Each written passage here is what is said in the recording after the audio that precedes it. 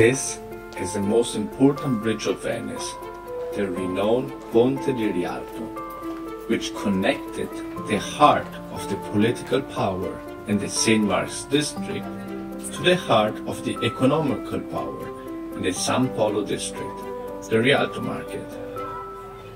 In 1181, the first crossing of the Grand Canal was a bridge of barges called Ponte della Moneta, or Bridge of the Coin, because of its proximity to the first mint of Venice.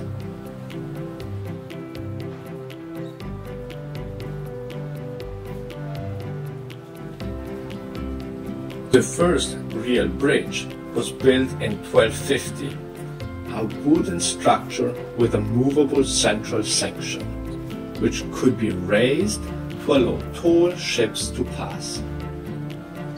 Given the growing importance of the Rialto market, it was renamed into Ponte di Rialto, or Rialto Bridge.